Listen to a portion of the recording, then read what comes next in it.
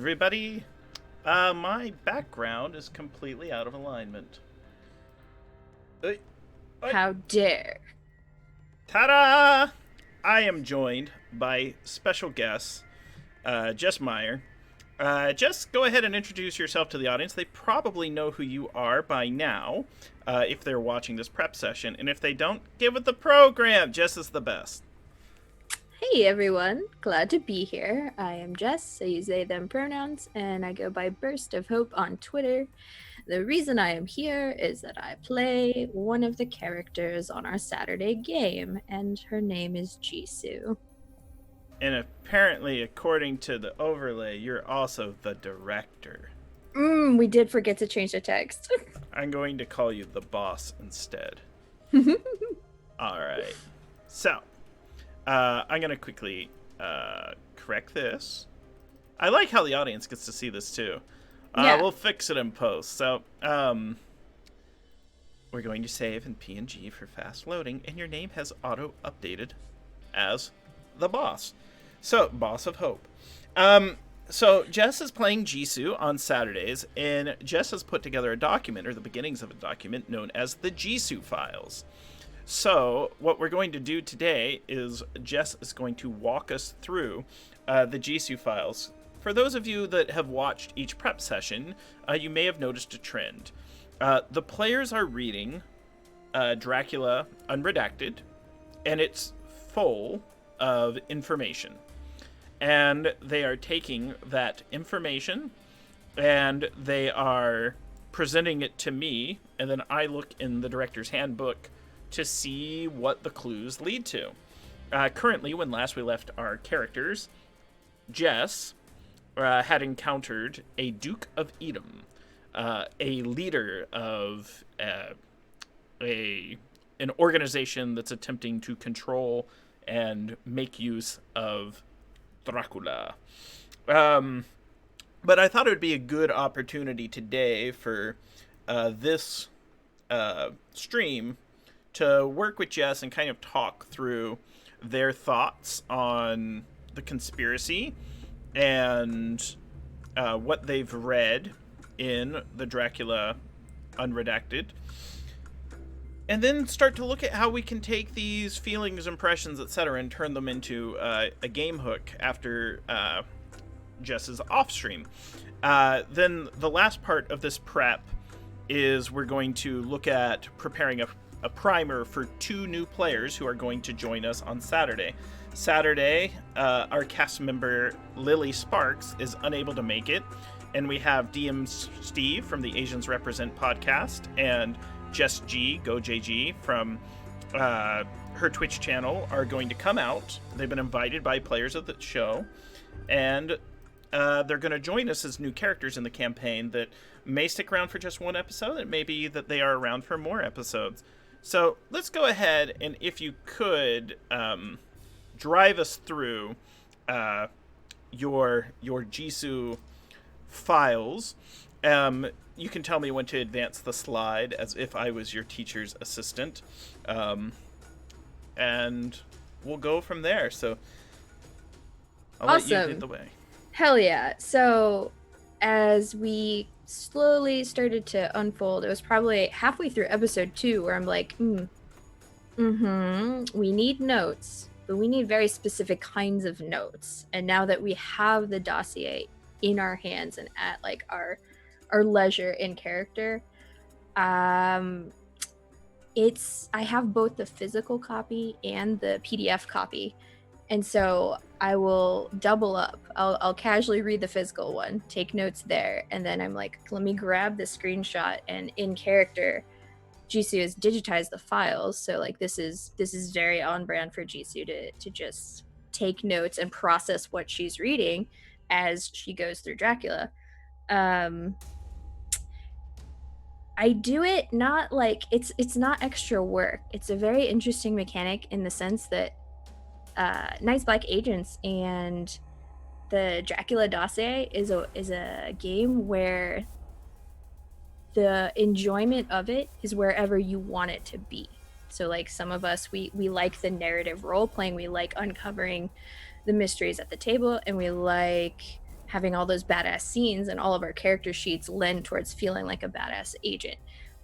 But there's also this whole other layer of, you can read the book, you can listen to Dracula, you can look at the margins and figure out what's going on off scene. So if we look at the first one, I like the first slide. You see the screenshot, and this is from the Dracula PDF, and it's very early on in the book, and you're like, cool.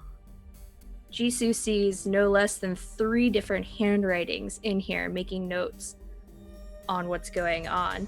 And as far as like what's happened in our campaign, we know of like this Operation Edom. We know of, we've run across Edom agents, I guess. And so to see it in an old ass book, in an unredacted original version of Dracula, and you're like, who the hell is writing in this document? So the first thing Jisoo did was like Control F, try to find where Edom is mentioned in the dossier. So, I'd like to speak to some of the things on here that some of your characters might know as well. For example, I had to do the same thing when I was prepping the adventures. I come across, like, say, an acronym like SIS. So Jisoo would know that this is the UK's Secret Intelligence Service. So this is essentially an organization within the UK government, the equivalent, we have the FBI, the CIA, etc. So it is UK intelligence. And as this information occurred in the 70s, my feeling is this was written by MI6 is a division of it, yes. And there's we know that in the 70s, Edom, which had infiltrated MI6, SIS, other governments, they're all over the world. We know that Dracula had a mole in British UK intelligence that was reporting back to Dracula to allow him to stay one move ahead all the time. So essentially, Edom was hunting for the mole and looking to assassinate this individual. And this mole may still be alive today. Tasty. It's super interesting in the sense that, I mean, we all have different backstories in terms of what our agency life is like and how we got to the point that we're here, but to see that it's all like we're now at the tipping point, and that's where our narrative starts of like shit's about to go down and it's maybe our fault. And so like I don't think Jisoo's consciousness has like caught up to the fact that Edom is after them for any specific reason. It's right now, like the last cliffhanger we left at was, why the hell is Elvis trying to spark a deal with me, and what am I gonna do? Mm-hmm. Let's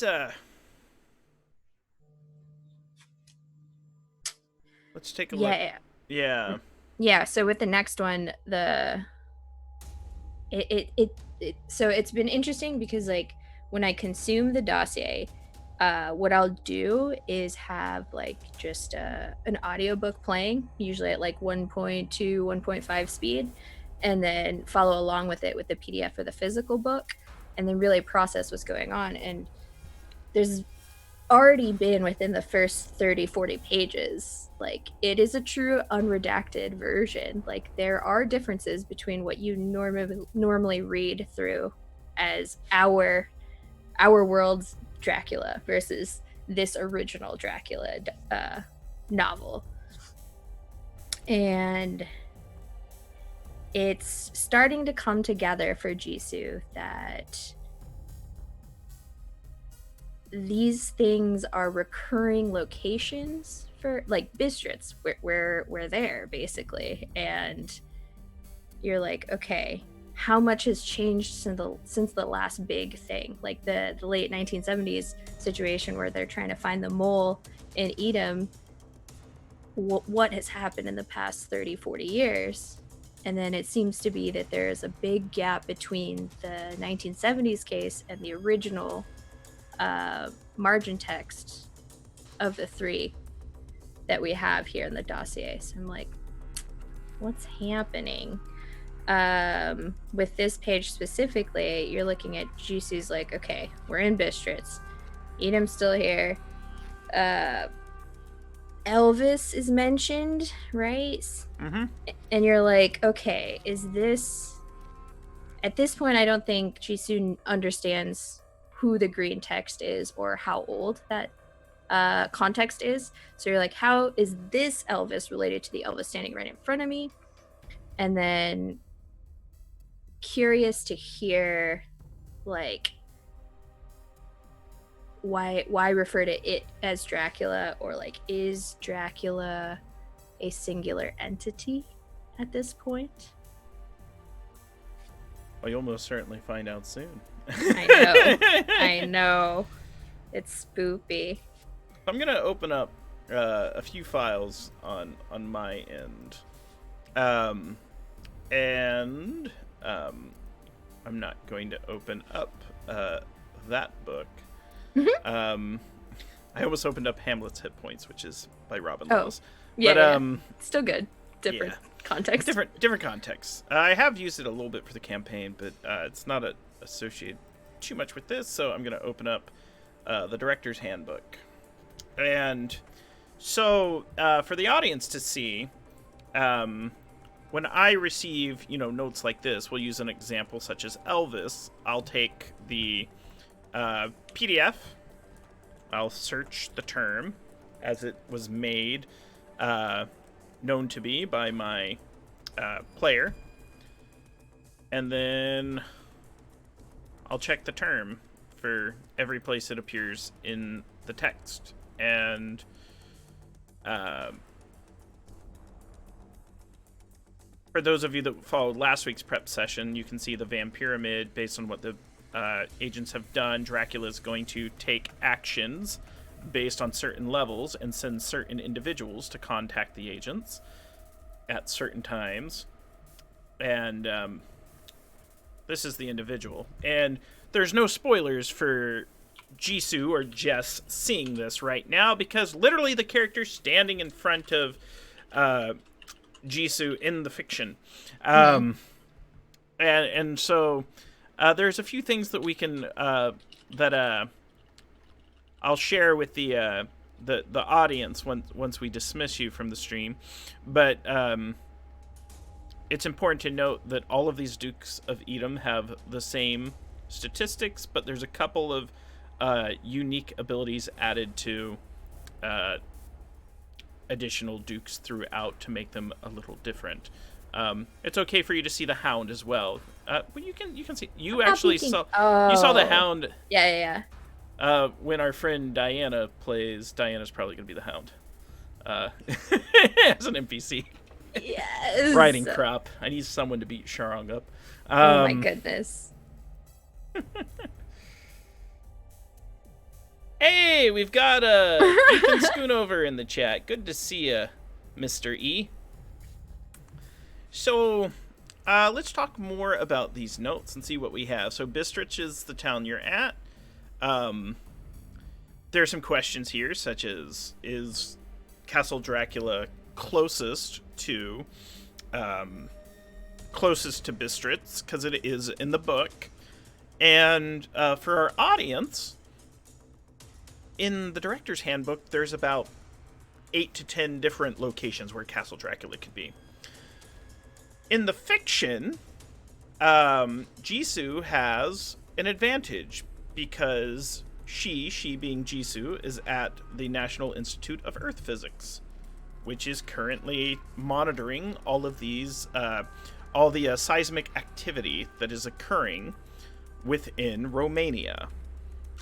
And for those of you that read the novel Dracula, you will find an overabundance of references to earthquakes disturbing vampiric soil. And it is believed that, and this was also revealed in the last session, there is an earthquake machine or machines that are being used to cause earthquakes in locations. our party found 2 locations last session. One was very, very, very remote, and the other one was near. It would have been, the location would be the same as Braun in Romania, which is there is a castle there. So they think they have found 2 locations. Their guess is one is the location of Scholomance, which is the Devil's School of the Black Arts. What the devil is in this game may or may not align with the traditional theology. And let's go. Sorry, you had to put the big D. Yeah, The big right. D. As T-dubbed. It was great. Oh, man. I think at this point, as Jisu's pouring over these notes, it's still really early on in how I'm reading through the dossier, but Jisu is enjoying it in the sense that anything Dracula related specifically is it's almost like reading a fan fiction, like watching the alternate history unfold before you. But from a player background perspective, she's probably more interested in Edom as an organization. So there's some interesting things here. You now know, based on this page as well, that the author of the green text is known as Cushing, which actually gives me some information. We'll show this to the audience. Cushing is obviously a reference to the Peter Cushing, the actor, played Grand Moff Tarkin in Star Wars and things like that. And things like that. And also was in Dracula. But there is a Cushing, and I'm going to make a note on my end about this. Let me double check the era.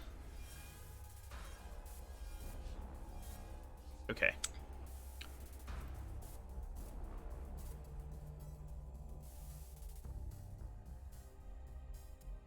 That actually, damn it, sorry. You're good. From the fan fiction side, like, Jisoo could not help herself but to highlight great white mustache. I'm like, yeah, clearly the original person also highlighted it to make commentary, but I'm like, how in all of this time has no one mentioned that Dracula has a great white mustache? Like, does he don it? Is it something he's grown out? What is going on here? Right. That's fun. And yeah, this page was huge. JC like stared at it over and over again, being like, okay, all right, we've got names to handwriting and what is going on. So Van Sloan is from the 1890s, like when this Dracula novel was supposedly originally written, and all of the nonsense happening back then. Cushing really doesn't ring any bells unless I've forgotten something. We haven't mentioned anything about Cushing yet, and I can tell you this much, that something Jisoo may have discerned from reading this, because it's a lot here. Right. Based on the information here, and you know what was going on, the green writing, I'm pretty sure, it's from the 1970s.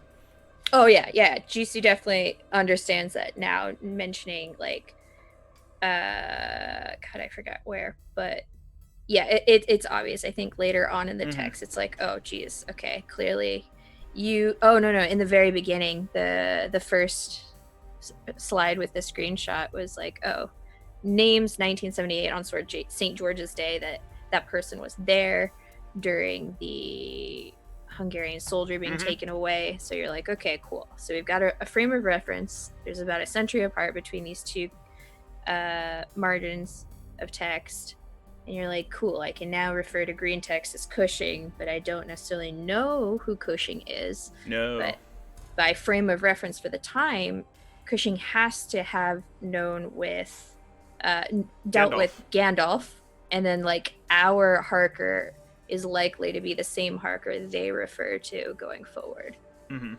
So interesting. Yeah, and it'll be possible. Let me actually add a note that these are things, especially given Jisu's skills and backgrounds, like, you stand a very good chance that Jisu could get in contact with Gandalf using the internet. You can mention Gandalf on Twitter, and Gandalf will see your tweets and then slide into your DMs and be like, "Look, I don't use this account anymore. Tag me on Facebook. Oh goodness, they must be. Yeah, they're definitely old. Tag me Please, on Facebook. please watch my Twitch stream on Thursdays at 5 p.m. Central on WebDM's Twitch channel." Bless that self-insertion. So yeah, let me. Oh gosh, I'm not Gandalf. So you have a Gandalf lead, and I also notice on this next page that you have as well a mention of Professor Luke Sai. Yeah. Beach. I'm trying to think, like, narratively, at what point would she have actually noticed this? Was it like before or after the Dragon Noir situation with Luke Sai while we were all resting? I feel like it was definitely within that week at some point. But I'm like, this mousy son of a beach. He knows more than he wants to share with us, and at this point, whatever is on Sky News contradicts or doesn't really give you any like clear gauge of like who is Dracula. And I'm like, I need to know what he thinks, what he believes, and what he knows. Yeah, so The Met. Take him out to a club and drag him to the dance floor. Then foot trip him to the ground and put a knife to his throat and say, "Listen here, chubby. Don't pop like a balloon." I like Mimic Luke Sai.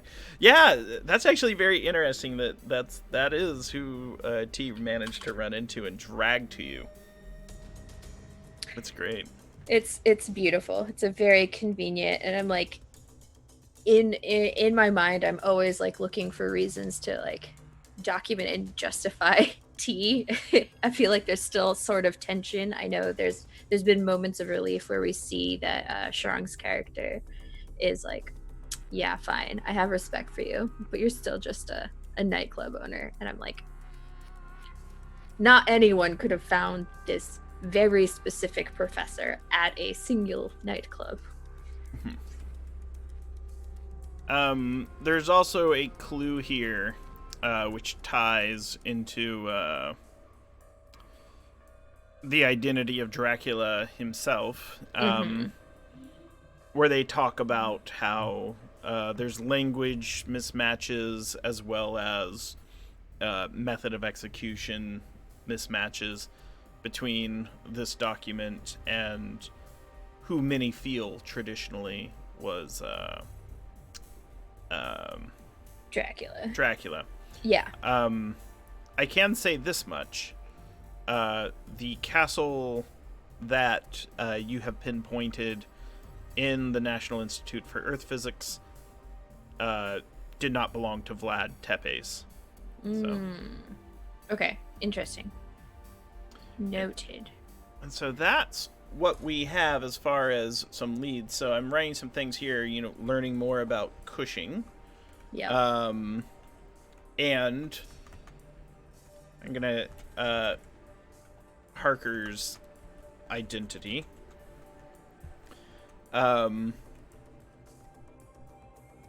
Elvis leads, and then a Gandalf lead, and I'm gonna add Punk Luke Sai a little mimic. Punk Luke Sai. Look, you 100%. gotta give.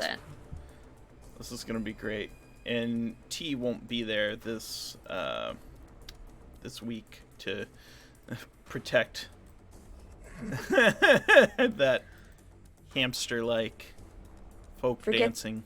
No, forget the nightclubs. We'll rock out to some ska music. We'll bond for ska. You're gonna take him to a ska show? Why are we the only two people here? We're also in the band. As you hand him a trombone. The power of the trombone. Oh no. All right. So, Let's go ahead, and now I'm going to ask you, the player, Jess. Yes. What are your top 3 questions that you would want to try to answer next session? In the immediate scene, I'm looking at how can I use Elvis or not get killed by Edom. Those 2 questions are pretty much the same for Jisoo. Your character would know, being face to face with Elvis right now, Elvis is not interested in killing you and is interested in making a deal with you. So one of those things is figure out what you would like to get out of Elvis. Sure. Blue suede shoes, something like that. Right, like I'm trying to, it really boils down to what he wants to strike a deal for. Like, does he want me to just entirely back off or stay silent? Like, what is happening? So I do feel like there's leverage there, and I could probably depending on what it is, Jisoo might ask in return for this exchange. Might ask for Edom resources and finding her partner, if the partner is alive. Yeah. If it's more innocuous, then I have some ideas. I'm just not quite... No, yeah. Those are going to be up like Sharong, where it's going to be like, well, we tried to talk to your partner, but... Yeah. Sharong's partner, or rather Sharong's Solace, got flipped. Oof. By Dracula. Would we have known at that point? Like, we know his Solace got flipped. Do we know? I guess Elvis told us, right? Essentially, that the vampirology skill that you would have would point to that. Yeah. Okay. Great. Not a huge fan of Dracula at the moment. Yeah. Most people aren't. All right, so that's number 1, first a pressing thing in GC's mind. Second would probably be... well, it kind of depends on what you're doing with Steven and Jess. So here are some thoughts about that. Yeah. I'm going to talk with them later tonight at 11 p.m. I'm debating streaming it or not. Let me change the color of this. Sorry. Ugh.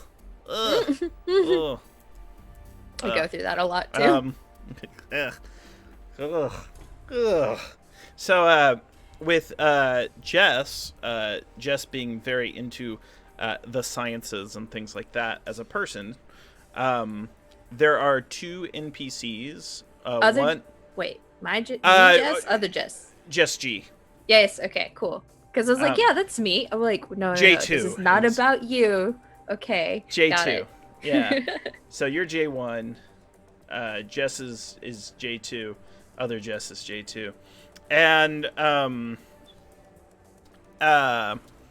so J2 very into the sciences, and there's 2 NPCs there right now, a volcanologist and a seismologist, and they have information and insight into a lot of the seismic activity that's going on.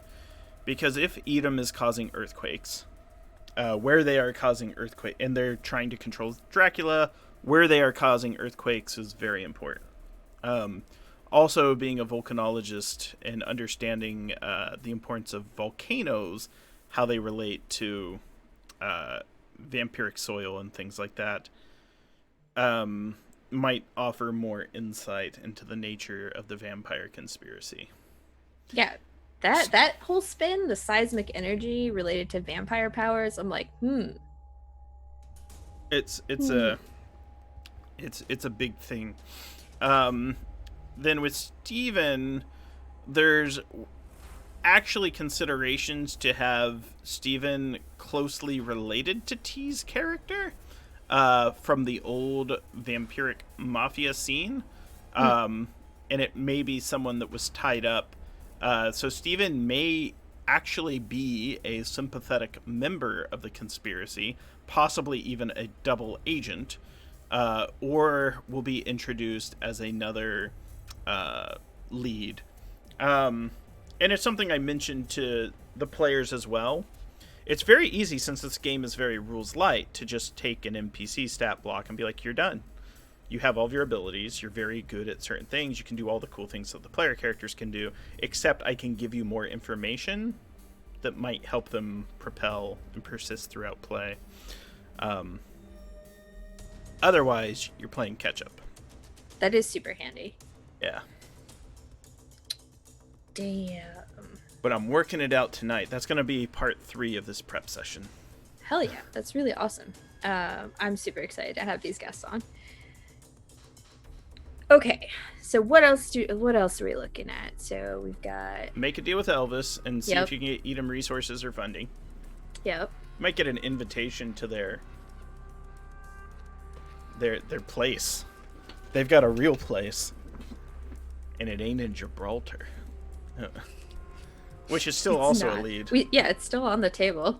Honestly, that's kind of where Jisoo is leaning towards, as a, like, if we needed to reset, because I feel like we're geographically very close to direct Dracula things. So if Jisoo's anticipating, like, if they ask us to back off, I would be like, let's follow one of our other leads that seemed more innocuous back then, but could be probably very interrelated. Kind of boils down to how Daquan is feeling, I think. That's another thing we need to answer. Here's the other thing too. So say we ask that big question. Okay, figure out, or we have the one major hook, because you have many questions here we could try to answer. For sure. And I'm making notes.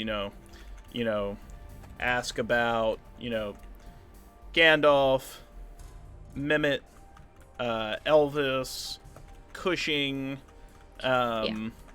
Harker. So there's a lot to sort of dive into.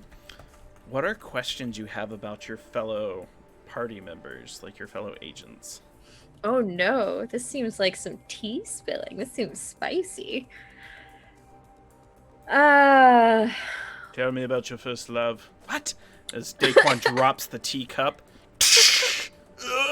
Starts crying. Yeah, big oof. Daquan I've known from never face to face. So this is the first time Daquan and I have gotten to, like, be on a mission on the fields together, and it's very interesting to see how resourceful and how powerful he is up front.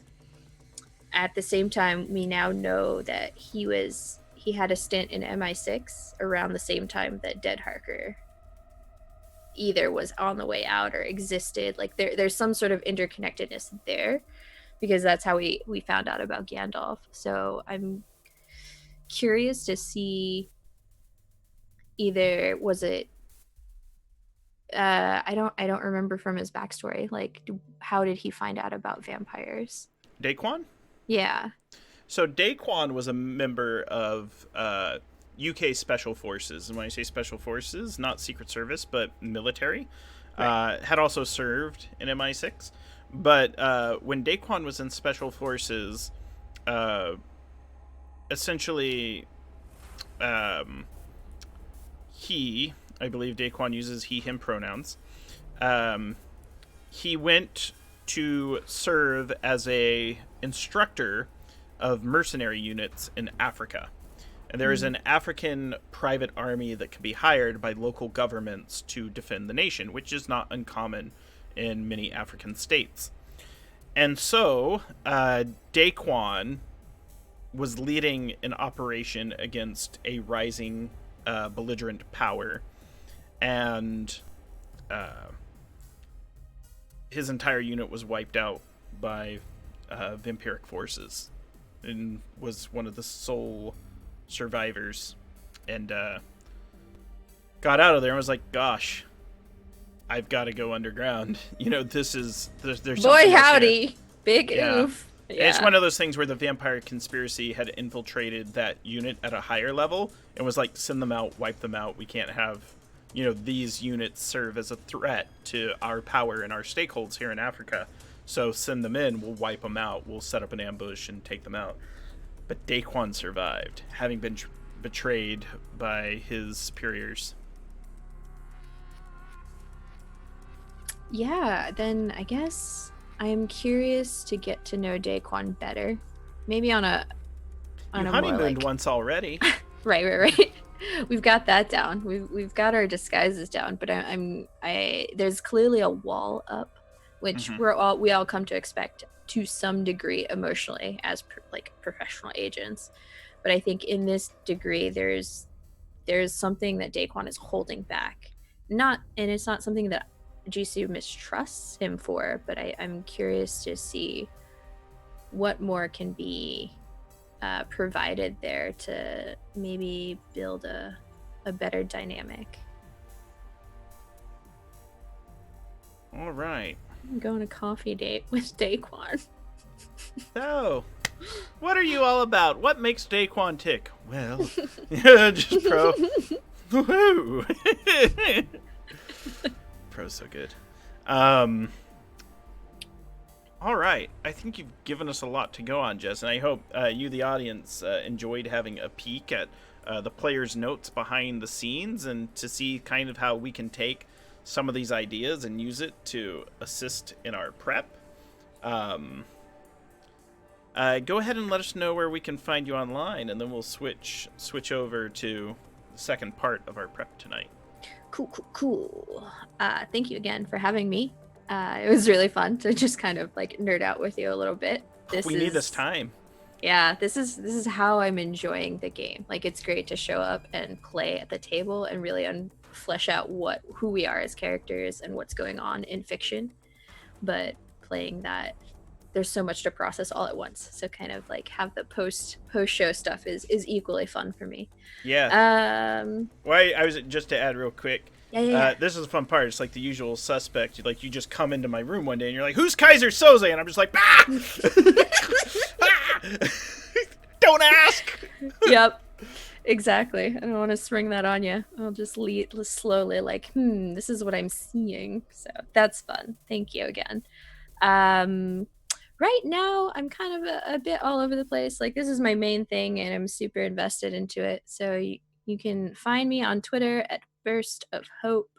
The O and of is a 0 because bots ever since 2008. I will be on Asians Represents tomorrow because we'll be discussing combat in the original or Oriental Adventures. So me, Steve, Daniel, and another guest, Akemi, Ninja Penguin, will all be talking about martial arts and combat and how great and not racist that book is. And then obviously Saturday, I'll be back here playing as Jisoo. Well, again, thank you so much for coming out, Jess, and we'll catch you on the flip side. I'm going to go ahead and end this Zoom call, but thank you. Thank you. And so no more Jess. Sounds so horrible. Let me lower my camera and get myself back in position as we switch back to the Grant Cam. Oh, so slickly. Oh no, I've exposed my Zoom meeting number to everyone. Oh gosh. There is no Jess, only Zool. You're right, Colin. So let's take a look at some of the notes that I took during this and see how we can help make it into an adventure. So, from the Jisoo files, and we will blow this up. So, Jisoo needs contact with SIS, needs a deep hook with Elvis, and these are some of the questions.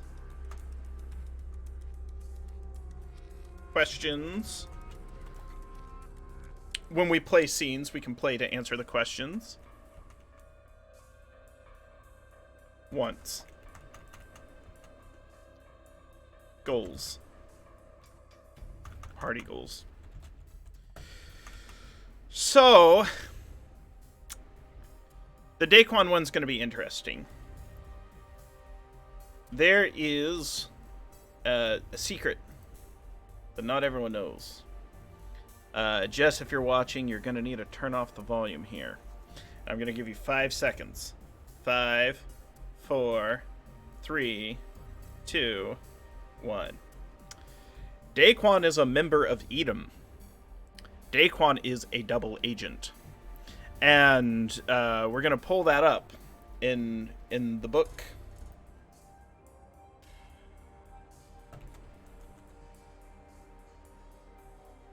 Dun, dun, dun, dun, dun, dun, dun, dun. Dun, dun, dun, dun.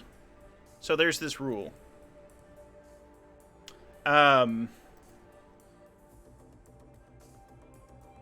Every player asked me if they could do mirror mode. They're like, wait, huh? Can we choose to be part of another organization and still be, can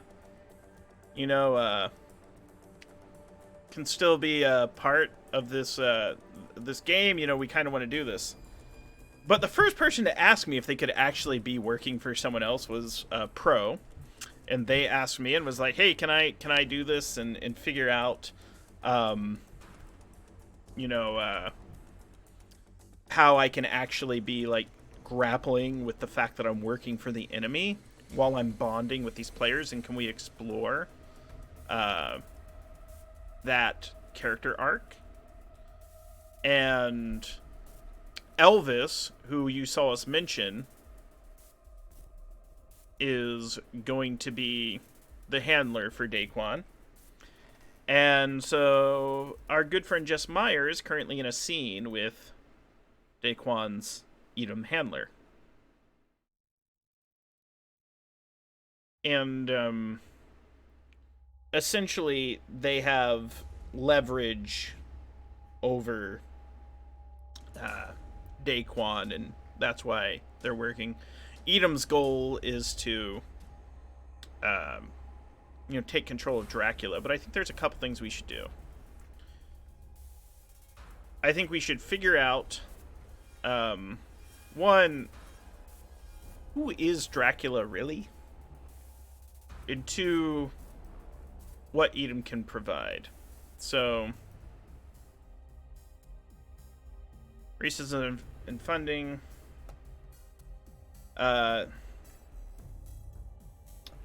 Elvis would do this, but needs access to the individual.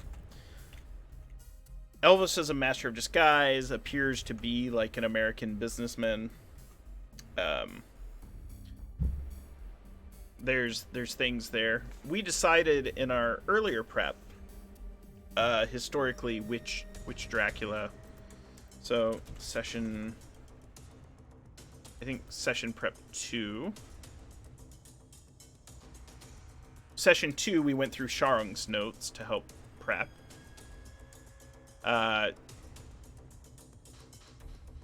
We know that Dracula was John Dracula.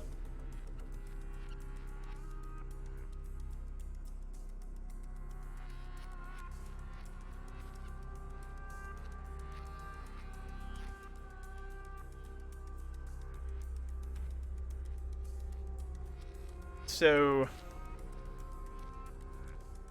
we're gonna need to do a few things where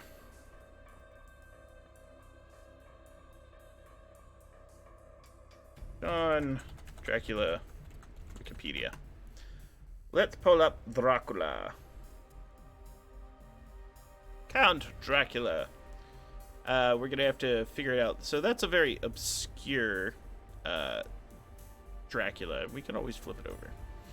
But we know historically that John Dracula, coming from the Dracula family line, is in fact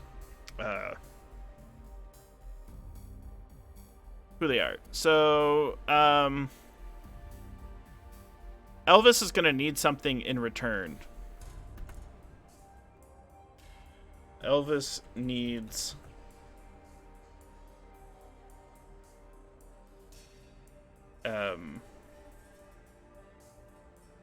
we'll put earthquake device retrieved from the Scholomance. That'll set up an initiative for the adventure.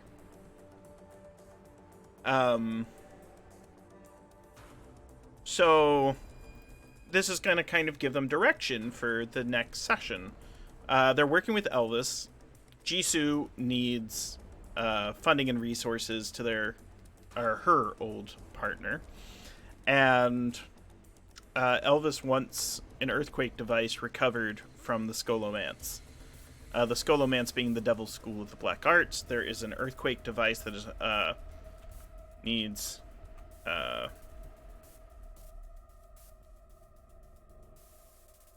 malfunctioning earthquake device retrieved from the Scholomance.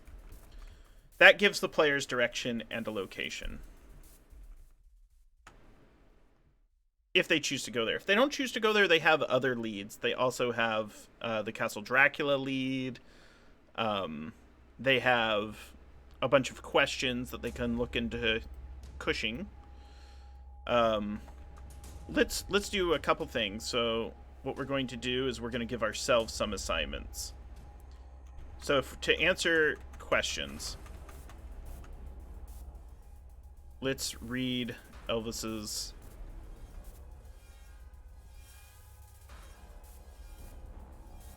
So,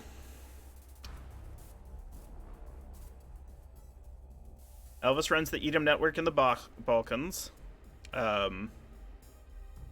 They can negotiate with him, and he'll lower the heat on the agents, and could potentially get flipped.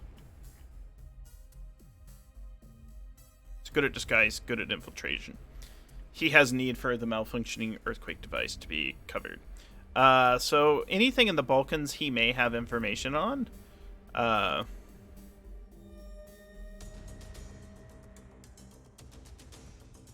He was sent to deal... Essentially, he's trying to get Jisoo and company to back off of him. Or rather, back off of Edom. And for those of you that don't necessarily know, they're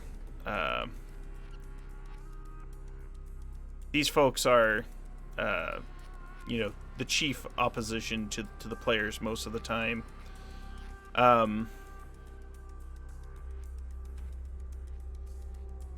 So let's look at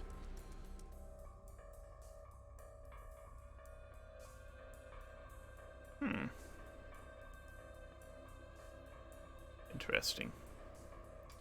Yeah, there's just so much good information in these books. If you're interested in checking them out, this campaign is sponsored by Pelgrane Press. They've been assisting us by giving us support in the way of cast compensation, donated license to use the soundtrack. So the music you hear right now is the Dustin Mears soundtrack. And they've given us these codes to give out for 20% off all Night's Black Agents products. I know it says projects in chat, but I was typing quickly. So the lead operatives within Edom are essentially going to... Elvis is the one we're dealing with. So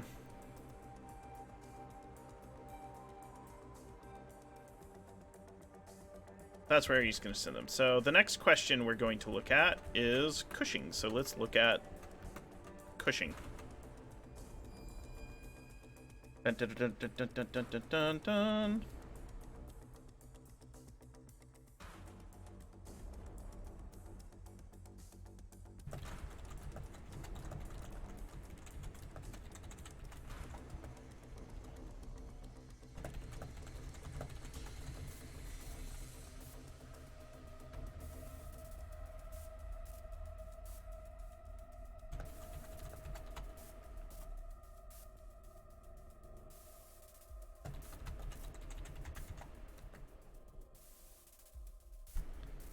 Sorry, I just want you to see. My friend Pro Restarter is messaging me right now asking about some of these Edom leads, so we'll have to factor that into our prep.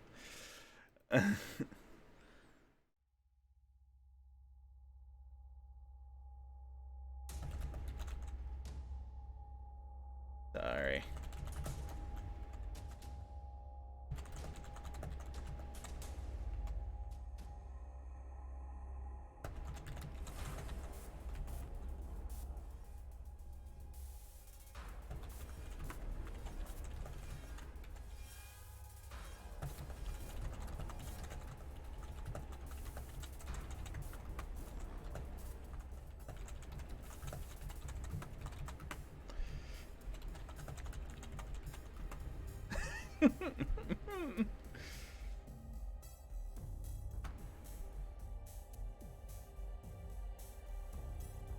Sorry. So I'm messaging Pro Restarter right now and letting him know, hey, so Jisu's talking to your boss, Elvis, right now in the game. But let's see if we can hold off the reveal for like 4 episodes, 4 sessions. Get some serious drama happening. Make it so. Oh gosh. So let's take a look. So we're gonna strike through this one now. Format, strike through. Alt Shift 5. 1977 era Cushing.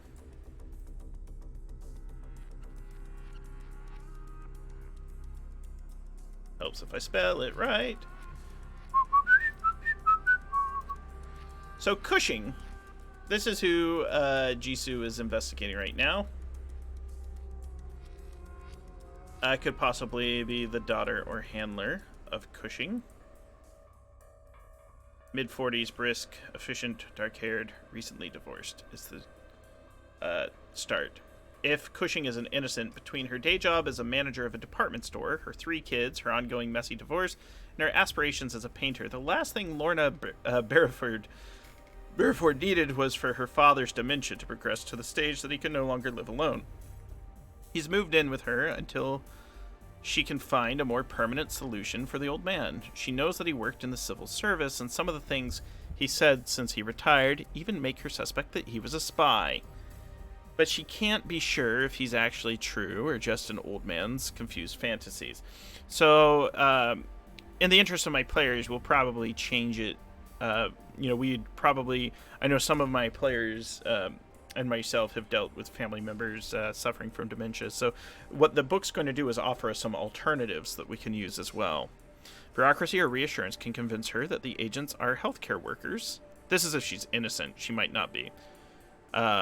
Here to assess his needs. If they upset him, though, she'll try to throw them out.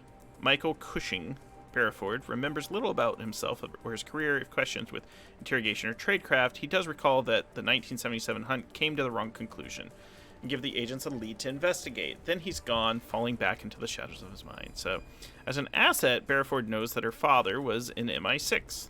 The MI5 deputy and retired MI6 asset runner were regular visitors when she was younger and helped her out financially after the divorce.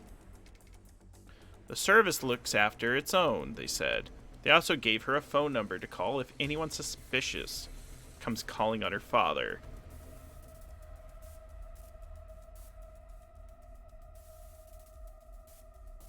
She might be hiding something.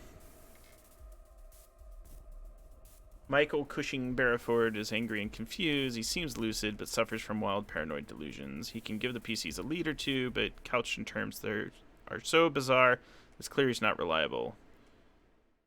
Never trusted that MI6 man. Why? His fillings. I don't like his fillings. Codes and his fillings.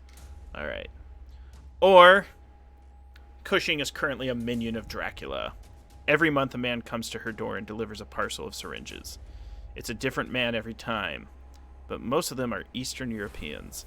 Every night at sundown, she injects the red liquid in the syringe into her father. He begs and pleads and cries. He's always more like himself in the evenings as the medication wears off. Sometimes tries to fight back. Sometimes she has to hurt him. Ugh. Yeah, we're not going down the abuse route. Once the drug takes hold, though, he just sits, and stares at the wall, talking to himself in Romanian. He recites lists of what sounds like numbers and names, or even one-sided conversations until the sun dips below the horizon. She doesn't know why she does this. The Master's will is like a blind spot in her mind. The Emperology spots that she's under vampiric influence. Pharmacy reveals that the substance in the syringe is a cocktail including blood plasma, opiates, a neurotoxin derived from the venom of Vipera ursini, scopolamine, and several unidentifiable chemicals. It's wreaked havoc with her father's neurochemistry. He's dying. With access to a medical lab, the agents can create a counter-agent that briefly restores Cushing to some level of lucidity, enough to pass on a few clues, and to be aware that some entity was reading his thoughts every sunset, and that they have their fangs in him now. He realizes that he's a danger to the agents. They must go on and leave him behind. You can change the character to Holly Clay, David Gold, or Alex Hunt. A couple other descriptions as being a mid-20s nurse. Hello, nurse. With short hair, tiny, barely 5 feet in heels. Played by Laugh Love Lindy. Go be a little small person. Relentlessly practical. Takes care of that nice old Mr. Bareford in the retirement home. Mid-40s, chicken farmer, ex-hippie, don't ask about the plants in the greenhouse. His mother is Cushing. Passed away a few years ago, but left papers in one of the outhouses on the farm. Or a mid-teen schoolgirl, precocious, idolizes her grandfather, who lives with the family. He's groomed her as an agent. 15-year-old secret agent girl.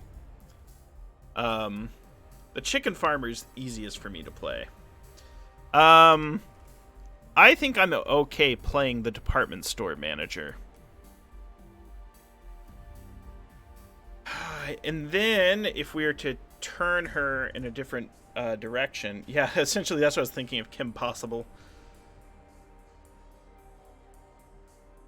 I think she's an asset or a minion. I think those are the two most interesting. She's innocent. She's got a hard life. So let's set that up though.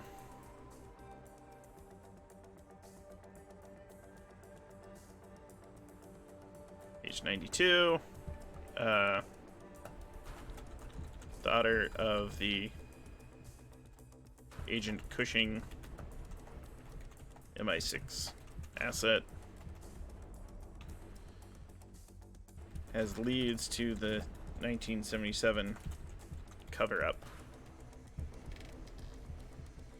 And then we need to parse is where it would go. It'll probably point Dracula running part of London. Long Dong. Dracula running parts of Long Dong. Nah, London. We got that. So, Mimit would have knowledge obtainable in the Castle Dracula should they go there, point to John Dracula as opposed to Vlad's Tepes.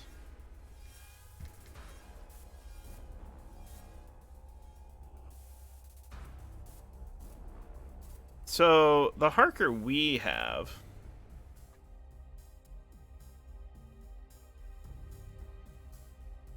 there's a lot of Harkers. JQ Harker's alive currently.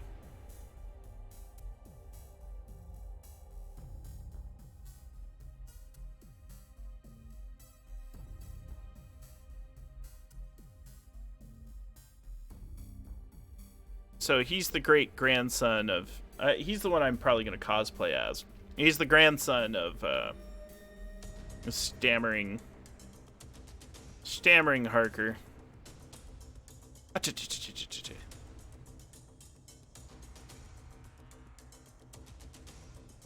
So the Harker they knew was probably imitating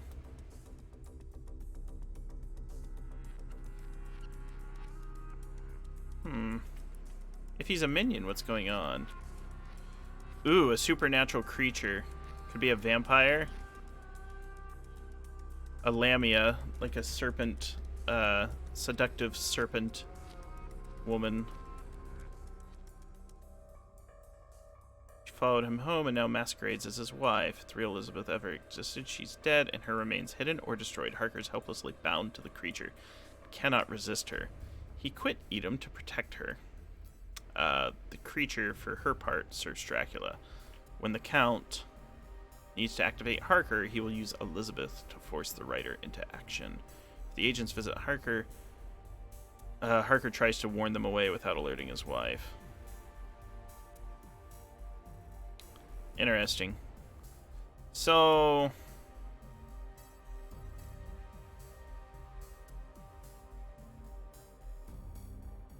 Harker can be working for Edom.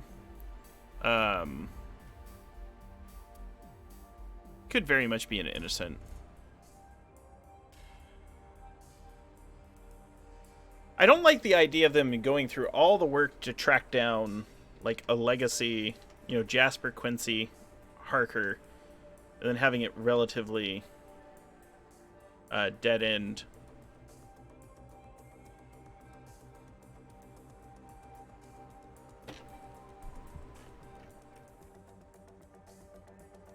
So these are some of the legacies. So the book has, these are descendants of characters from the novel.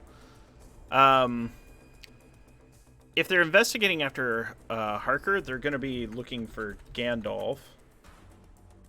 Gandalf is this old MI6 agent. It feels anticlimactic unless it happens at a point in the adventure that is not the climax, right? So our session 3 prep talked about the following.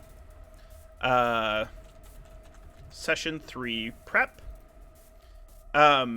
If our sessions are more or less guided by the traditional thriller skeleton that Night's Black Agents sort of dictates, the anticlimax could happen at the stall. But you're right. I think for a streamed game, particularly when you have players working hard and they're investigating, an anticlimax, even a stall, doesn't feel very good. But it might be a nice switch. So back to the book. So the retired MI6 computer boffin Brian Blackwood, who goes by Gandalf.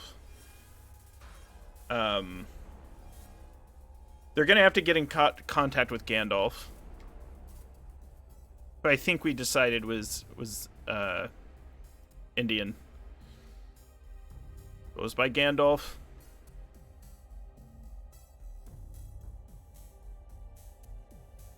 He has asset written all over him.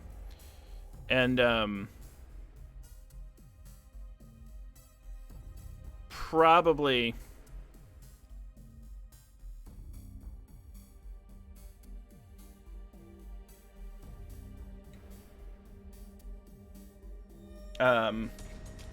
is going to have information.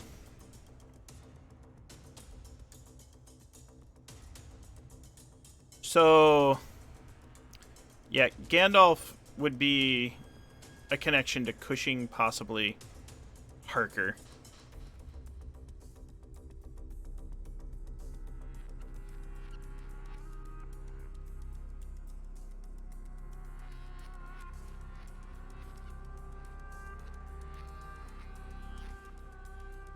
See if this turns up anywhere.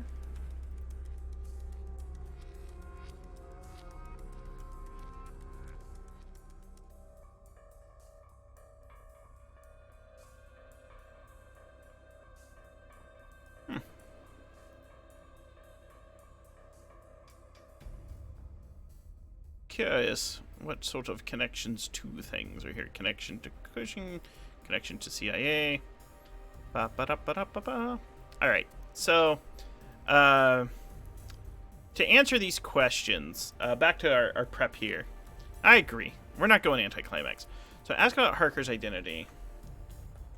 Point to JQ, Harker. Elvis can connect. Cushing can connect. Gandalf connects to Cushing.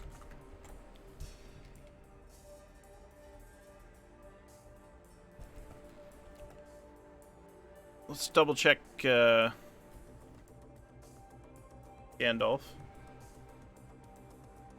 Let's figure out where they're going to find Gandalf. He is most likely in the place where they're at if he worked with a seismologist, because the seismologist is most likely there at the National Institute for Earth Physics.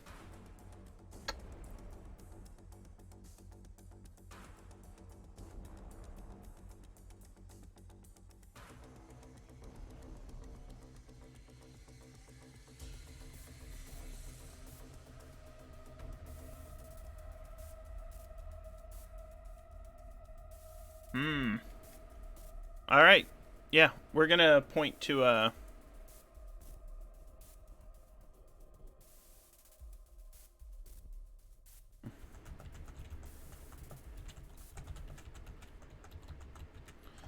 those are two other things we're going to have to prep, and we're actually going to do that as part of the primer. There. Gonna add another strike through. See if we've addressed all of Jess's requests.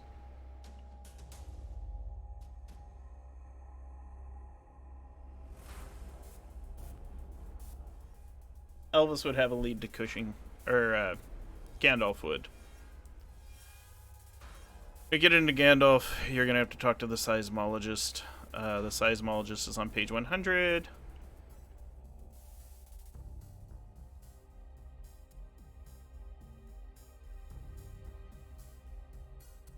All of them are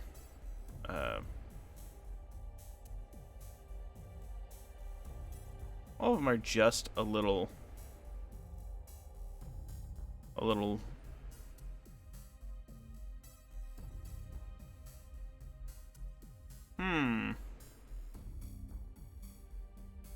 Yeah, I think the seismologist is definitely a minion.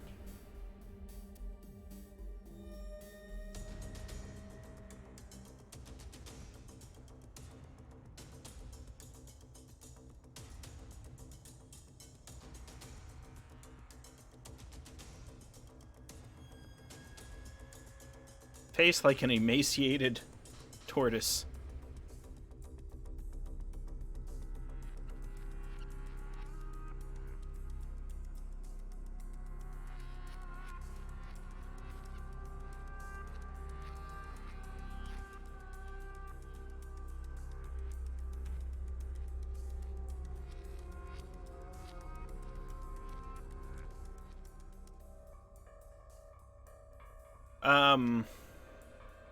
Yeah, I need to figure out which route to go with Edwin Bullard. So, out of the box, was involved in underground atomic bomb testing. Cushing contacted him in the early 1980s and gave him access to heavily redacted documents dealing with the 1940 and 1977 quakes. And asked him to work with a retired MI6 computer boffin to develop the trigger in the MI6 archives. While that was the only direct contact with anything connected to the dossier, Bullard became obsessed with what he'd glimpsed. He's now a crank promoting wild theories about invisible currents of force and supernatural energies moving through the ground. It's going to be super fun to play. He taught the volcanologist between leaving Black Nest and losing his job as a university lecturer. He's convinced of the reality of the earthquake device, but has no idea about vampires or Edom.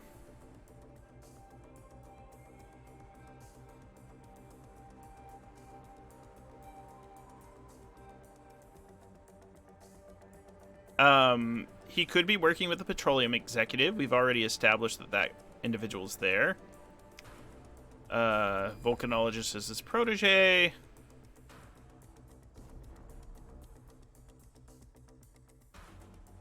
He's trying to get his hands on immortality or the earthquake device. Let's check the volcanologist, who's like wearing a USC sweater. Francesca Collins. Geology or seismology expert, late 20s, athletic. American. Is working at the National Earth Physics or with the Petroleum Executive as part of her PhD in volcanology, which means a lot of climbing around the Carpathians, setting up portable monitoring stations. The agents, this is a good one. Yes, T loves the smokers. Let's swap a little music.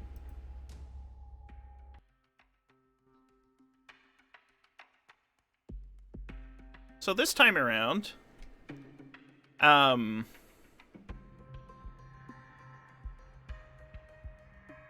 agents want to find her. The best place to look is in the muddy lunar wasteland around the Burka mud volcanoes, where she takes regular methane readings. Nothing conveys the glamour of international espionage and the monsters hunting like fart-smelling geysers of cold bubbling mud.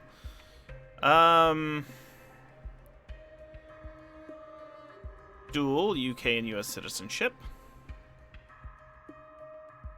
Unlicensed handgun.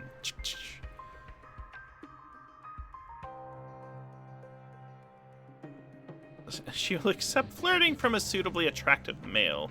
It's a pale substitute.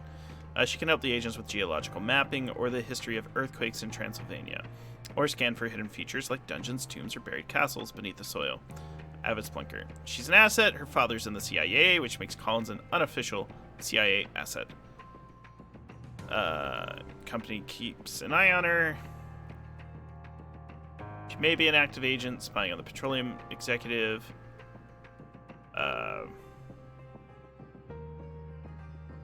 She could be making... we did establish that there is a CIA vampire.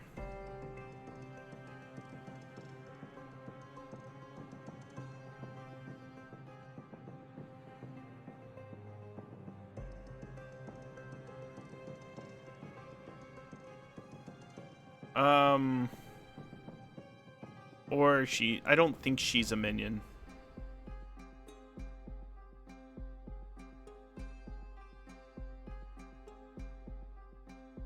But yeah, we can... I think she's gonna be the hook.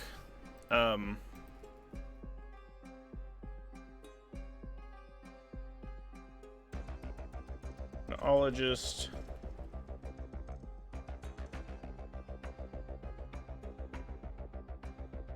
Leads way to Scholomance. I think the volcanologist is going to be innocent. Gotta have some innocence in here. I think the seismologist is also an innocent. And things can flip and change over time.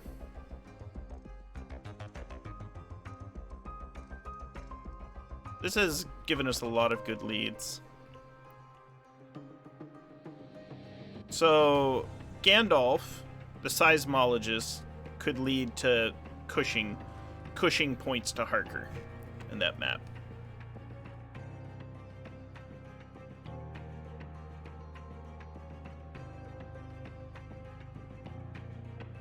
Mimit would be more useful if they get to Castle Dracula.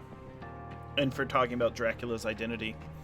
For the next part, let's actually look at Dracula.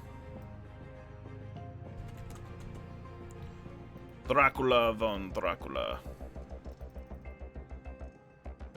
It's literally on every page of the game. So we'll have to go back.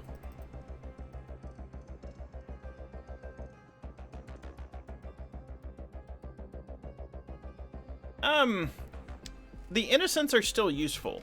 So the innocents are extremely useful. I find it, one, to help build tension, two, to give because if they're either like a CIA, MI6, or Edom agent, or a minion of Dracula every time, it's very difficult. It's very difficult to essentially, well, really just give enough leads, because the players are always on guard. Yeah, it's one of those things where we don't necessarily want, like you said, you know, we don't want the players to be completely assuming everyone is either a vampire or a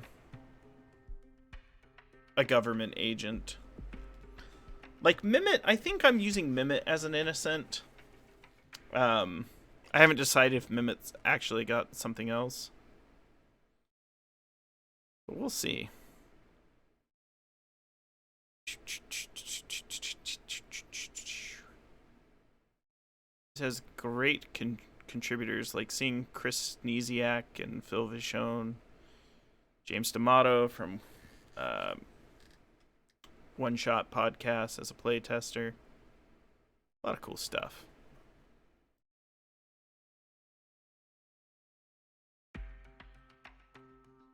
Sean Merwin, good friend of mine. I don't see Teos Abadia, but Teos is a big fan of this game. Teos is probably going to come on as a guest star alpha stream from Twitter. Teos is going to play a... Yeah, I noticed those on the Pelgrane site. In fact, one thing those playtest episodes did was scare away the original GM for this campaign. This campaign was handed to me because people got nervous. That's just kind of what happened. So yeah, this will actually be my 4th time running Night's Black Agents. I've only played it a little bit. I'm learning. I'm learning with the audience. Let's check out Dracula.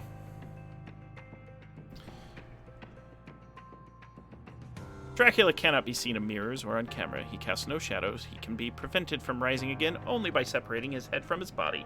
Even if burned, he revives with blood on his ashes. It is possible that the stakes serve only to immobilize the vampire, not to kill him. One possibility covered by Stoker. Initially, Dracula only recoils from religious artifacts of his era and earlier. That's excellent. I really enjoy the system. I love the gumshoe system. And I really like the flavor of NBA.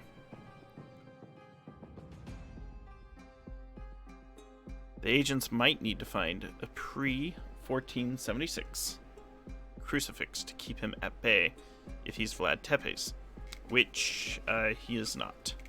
He is John Dracula.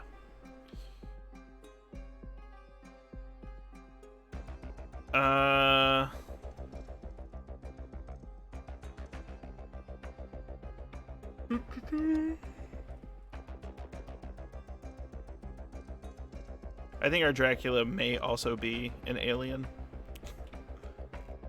I like the idea of a rock. Yeah, I just got all the Trail of Cthulhu books. Good stuff.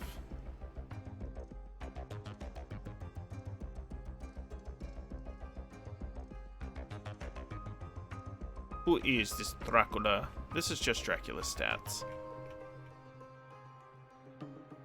The Satanic Cult of Dracula. This might tie to the Scholomance. I actually think the cult is related to the Psychic, who will be coming after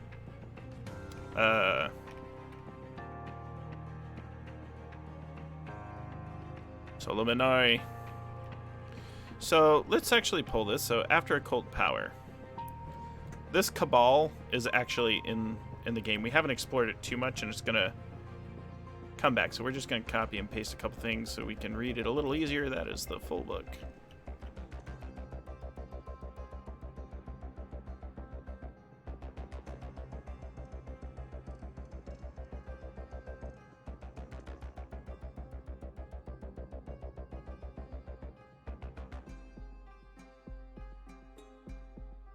Alright. They're after occult power. The psychic has his own satanic cabal, or rather, villainous cabal, that might be a front for Dracula's group. The Hungarian or the art forecaster might be seduced by the promise of power. Maybe Dracula's running a London branch or a knockoff of the Scholomance. Dracula's definitely... That's for the psychic, in which case one or more rogue Solomonari might be involved. Let's take a look at the Solomonari, because they've come up a lot, and we haven't looked too closely at it.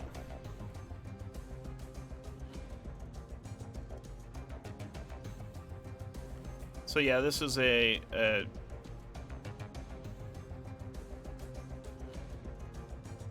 Romanian legends claim that the Scholomance is where the devil himself instructs worthies in the deepest secrets of the occult. The Prince of Darkness is charitable, though, and for every 10 he teaches, one must remain his slave.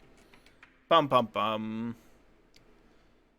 For those who survive the training, let's switch the music to Purging the Demon. Oh, that's too intense. Captured.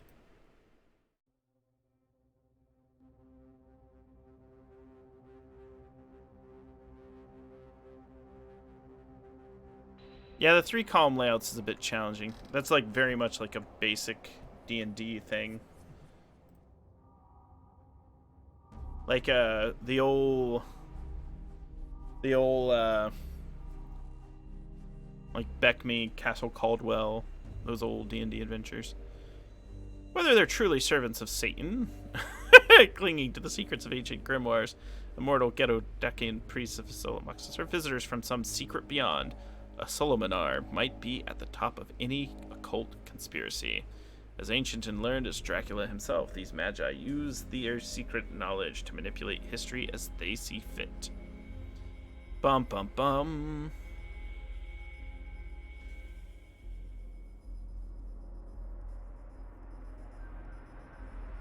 So the reason I'm looking this up is because my players are going to the Scholomance,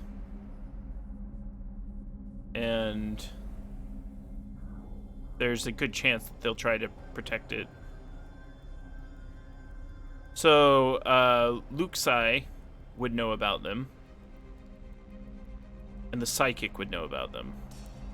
So if they're aliens, which they might be, Solomonars might serve as stand-ins for any number of inscrutable, timeless secret keepers.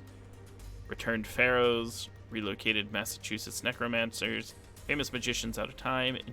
I'm Merlin. Colin's in the chat, I think. Colin shows up as Merlin. If Edom has a genuine wizard on its books, you're in a radically different campaign. However, Edom might exploit the myth of the Solomonari as a cover for its activities in Romania. Local legend paints the Solomonari as mysterious but kindly figures. Conspiracy. What if Dracula didn't break his ties with the Solomonari? What if they're backing his play? Adding a cabal of awesomely powerful sorcerers on top of Dracula and the rest of the conspiracy is horrible, horrible overkill. But sometimes it's what your player characters deserve.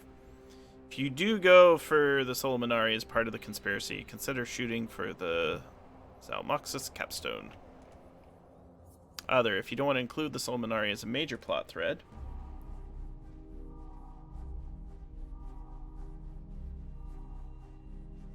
no, but Colin is fighting in mini wizard's duels with Madame Mim. A wizard's duel! Every time I see Colin, we reenact that scene. And I cheat every time. And then I catch the plague. Because every time I'm near him, I get sick. Oh, burn. Sorry to those of you watching this on YouTube where I pick on my friend Colin. Colin's actually great. Even if you could have one Solomonar show up to pull the agents out of the fire, give them some cryptic advice. That might be a hint that the Solomonari are out there, helping behind the scenes, and that the agents aren't wholly alone in the fight against Dracula. Then have Dracula kill him. That's already happened with the Vatican folks.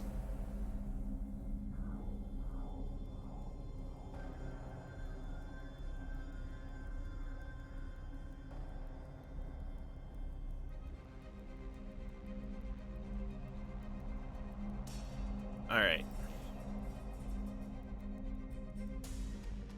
We know that it's the psychic, and the psychic might show up.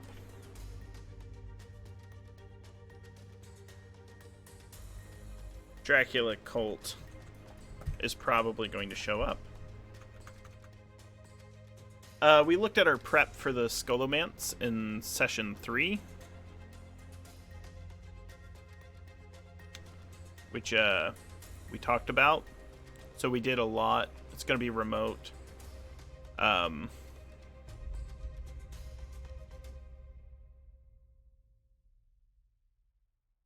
Dracula's cult has an eye on it. And essentially, this is going to be a conflict between Edom and the Dracula cult.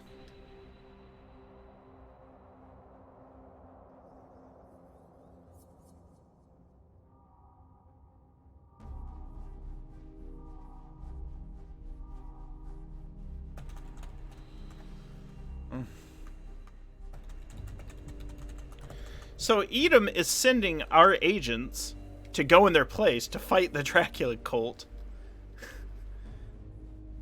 Probably to test their power. And it could be that they have a rogue Solomonar. I really hope I don't kill any of the player characters this session. Like, that would just stink. But let's take a look at how we're going to prep a primer. So what we need to do is we need to create a new document. This is going to be player facing.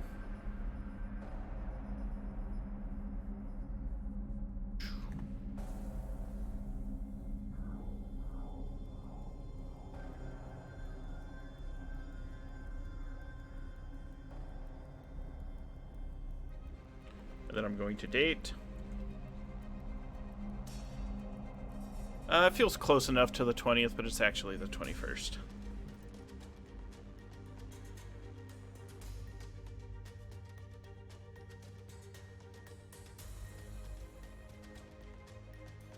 Yeah, this is what we got to do. So Elvis is going to be like, "Well, you recover that earthquake device." And knowing our luck, Elvis, there is no earthquake device. He's just like, "Yes, go recover the earthquake device. And I'll help your friend." They'll need to use bullshit detector to catch on them. It's just like set them up for a big confrontation, no ties.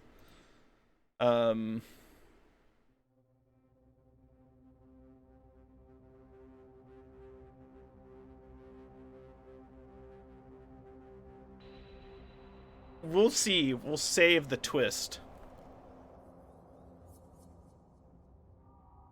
The earthquake device is the friends we make away.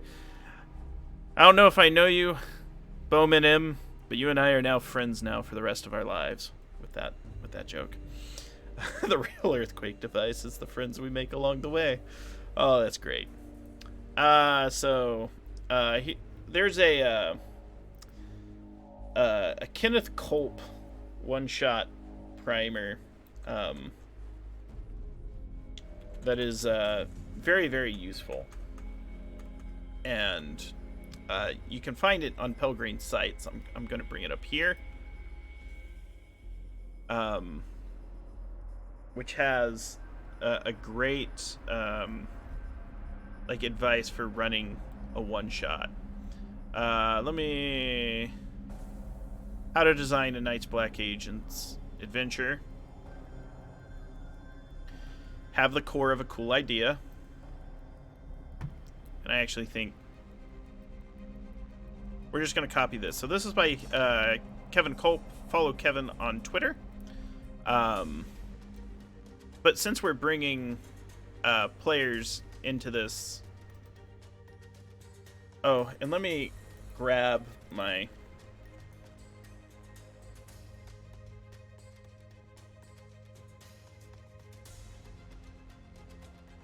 There's something else we're going to grab too. So...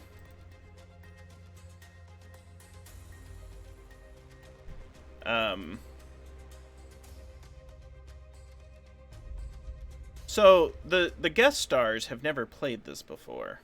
So let's... First, I want them to understand the nature of the game. So I'm going to paste this over. I'll explain why. You live in the shadows. Maybe you were a spy before you got burned or turned or just plain burned out. A criminal, perhaps, a mercenary. Maybe you once tried to bring secrets into the light. You might have been a journalist once or a researcher who delved a little too deep. You know too much to go back into the daylight. You know about the vampires. You know there are inhuman monsters pulling humanity's strings from the darkness. You know they feed on the innocent. You know they're monsters, and they have to be stopped. So, with a few others like you that you can trust, you mount your own shadow war against the undead. So, agents. Knights Black Agents player characters are called agents. They're burned out spies, ex-criminals, former special forces, and the like. They have, shall we say, a very particular set of skills. They're not part of any organization or agency in this game. You're on your own against the vampires. They are, however, very, very good at what they do. The next thing that we typically give is some assumptions. We need a strong hook and explain why our players are involved. And so the first thing that we need to do is add images. A hook image is what I want of the Carpathian Mountains. And so I have a Shutterstock account. These are the mountain range. Like, these are beautiful, too. You see? Like, there's Castle Dracula hiding in it.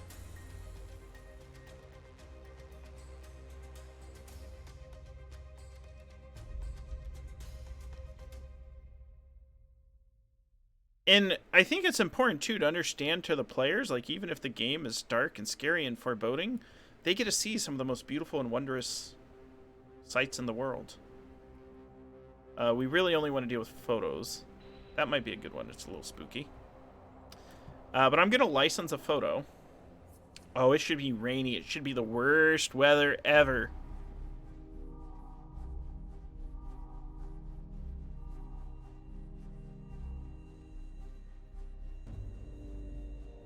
I think a night image is going to be very evocative.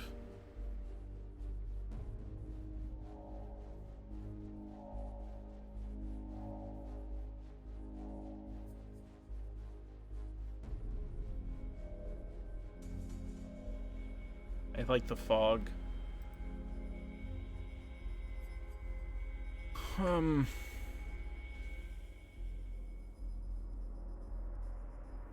I don't care to give you feedback, Shutterstock. You're doing a good enough job. Now let me download. We're going to confirm the download. And then we are going to drop this in our primer that we're going to make for our players.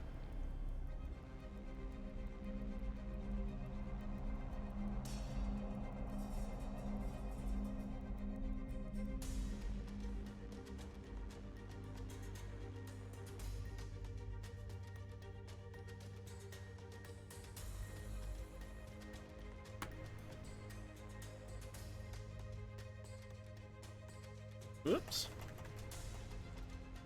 Earthquakes rock and shake the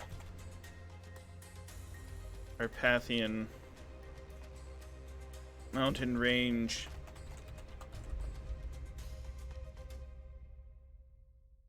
Awaken ill tidings.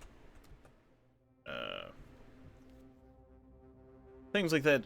So we're going to freeform this a little bit, and we'll look back.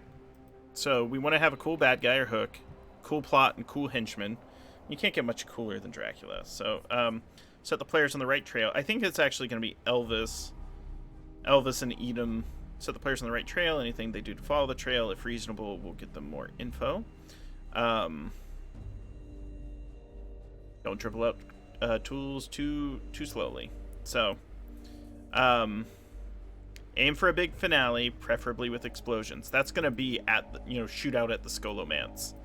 Like, my players are going to get to have, like, a firefight at Satan's School for the Dark Arts. So, earthquakes rock and shake the Carpathians, awaken ill tidings. You have been undercover at the National Institute for Earth Physics for 3 months. A sudden disruption in the... this is where we're going to point. So let me double check Muscolomance's notes.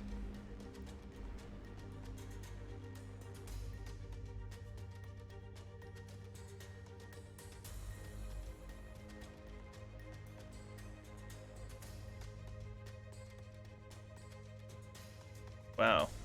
This is it. Nope, nope, nope.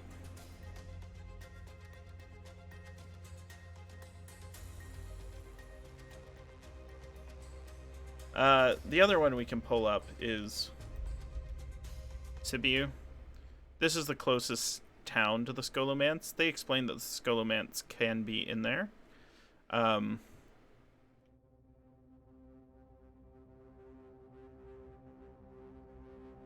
might be a lake near it. We'll see. Yep, this would be it. That's it. That's the Scholomance. That house right there.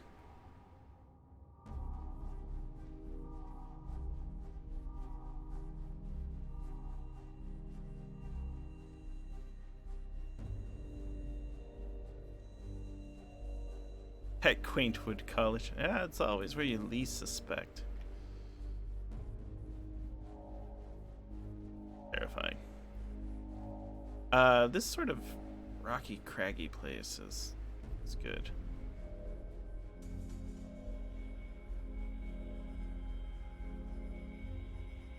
This panorama is a little too big. We're gonna grab this though. So this is a lake near where it would be, and I could do some color correction and things like that, but we're not gonna art direct on this stream. We're actually just gonna prep the game.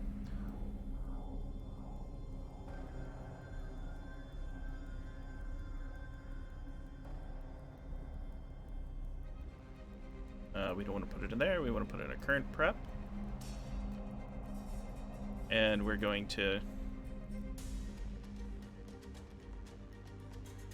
shrink these. Yep. Let's get this down. Same size.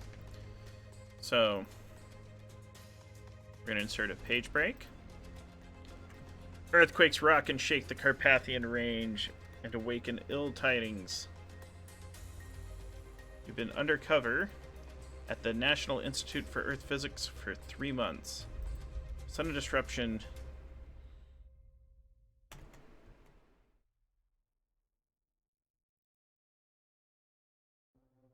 in the mountains, lakes near Sibiu has created disturbing signs and circumstances.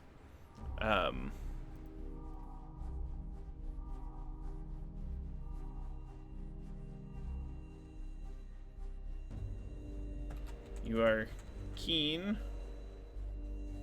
to investigate the area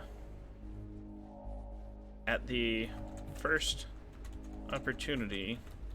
However, an unlikely visitor has led to a personnel lockdown.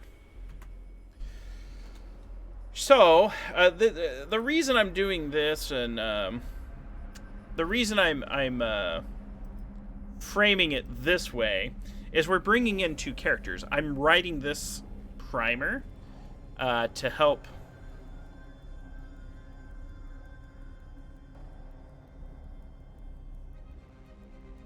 so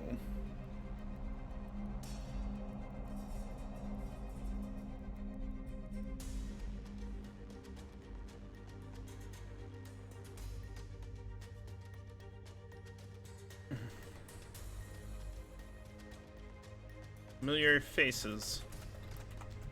have arrived.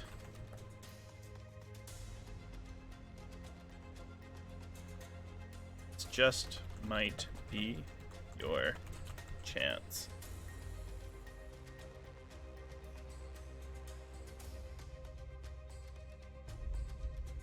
So,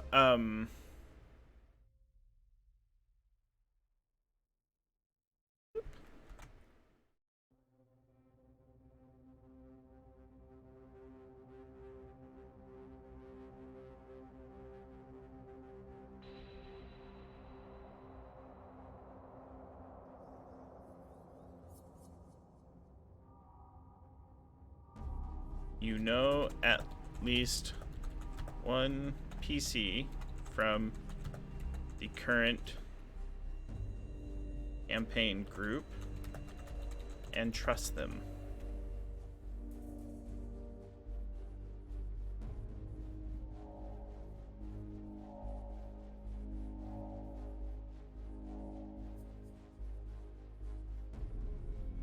These should not be old.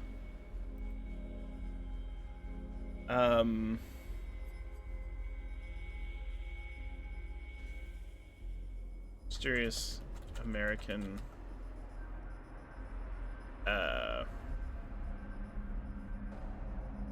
diplomat has taken up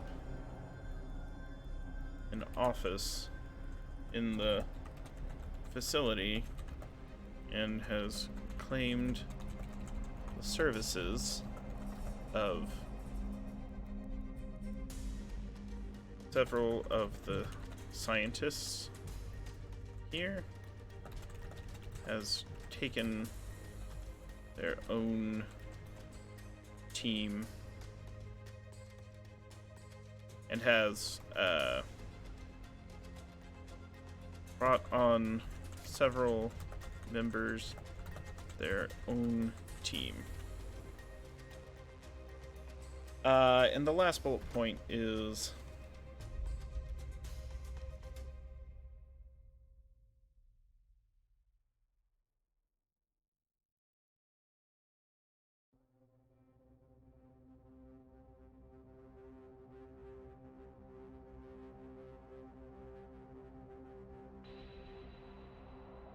PCs may be your only ticket to make it out to the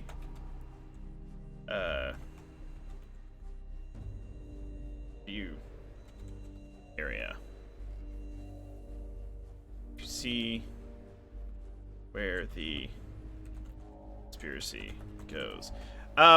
Let's add a deeper hook. We need to add a personal connection.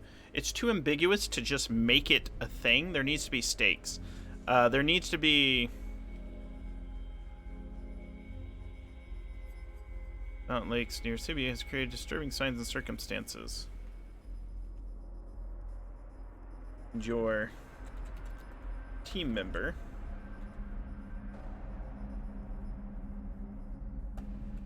Agent Atreyu. I'm actually going to call them Atreyu. It's like an 80s movie reference, but that resonates with my players, you know, to bring in a never-ending story reference. It's Atreyu. I'm missing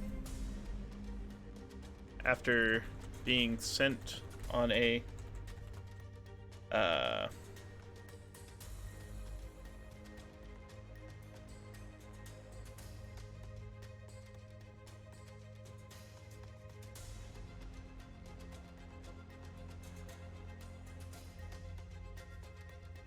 let me see if I have my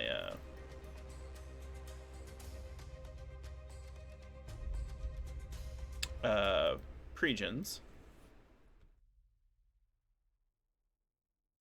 There's Invisible Sun pregens, and here are Night Black Agents pregens. So I'm going to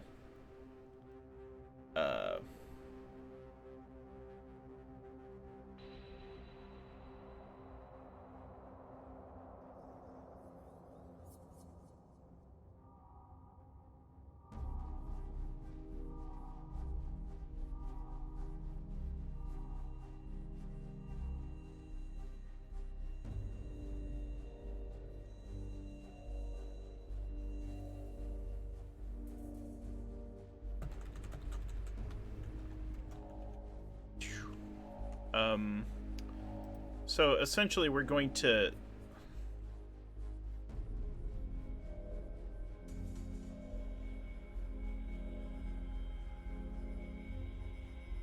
So these link to some Knights, Black Agents, Pregens. I'll show them to you. They come from the Harker Intrusion free RPG Day adventure.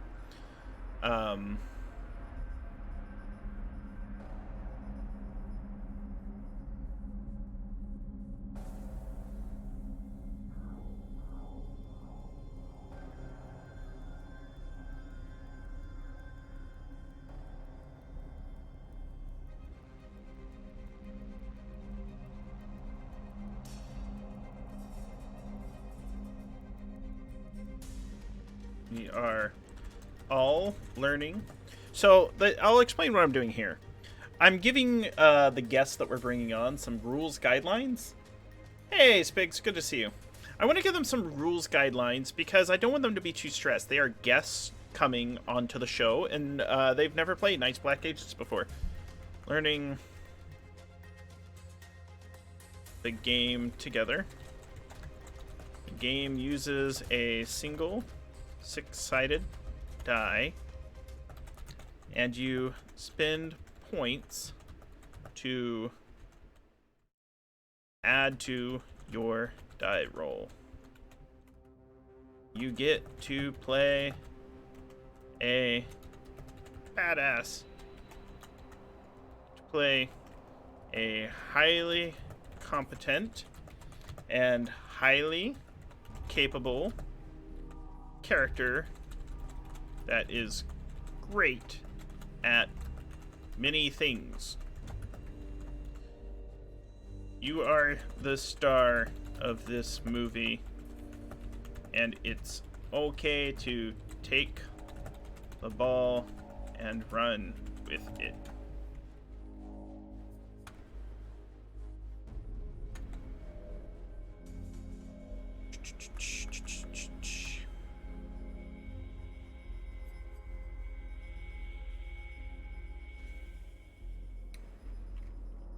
So what we're doing right now, for everyone joining us, and for those of you on YouTube, you're familiar, we're creating a primer that we're going to give to 2 guest stars that are playing Knights Black Agents for the first time. I start with a framework for the game, tell them what the game's about, tell them the type of characters they get to play, then set it up that, you know, they're investigating a missing agent, a friend of theirs. If they want to play a pregen, I've provided them some rules guidelines. Don't stress too much. That may be the way it goes. I feel so scared for my little friends. They get to play highly competent and highly capable characters. They're just great at many things. You are the star of this movie. And then let me see. We have, then the next thing I'm going to do is I'm going to share,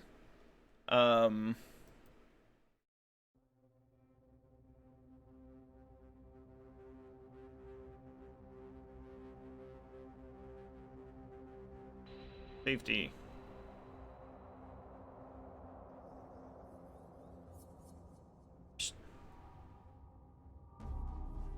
Let's actually make this a heading 2. And make this normal.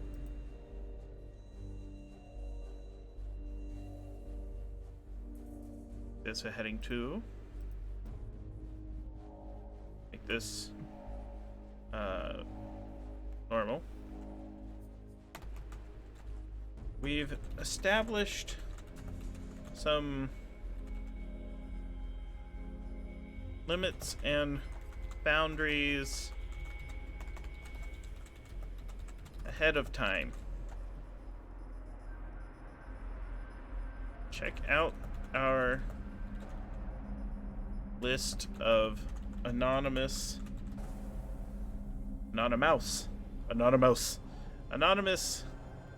our list of content we would not like in the game.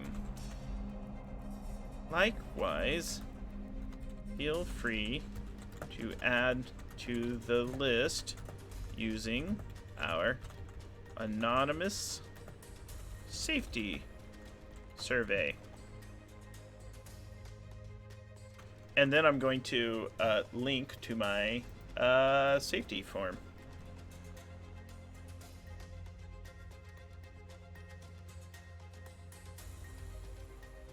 So what we'll do is we'll go to forms.google.com. You can't see this.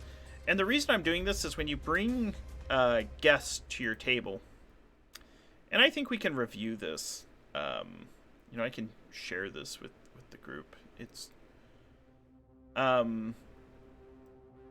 these are just some guidelines. Actually, let's use the correct one.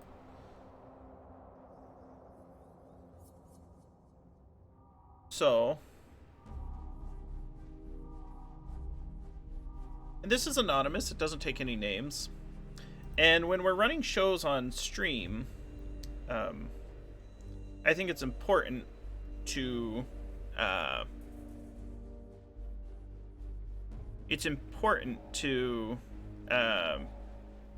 talk about some of the procedures, because this game we're going to run into content that we consider very problematic, and we've asked that we don't include certain bits of content in the game. Some of the things we don't want to include are things like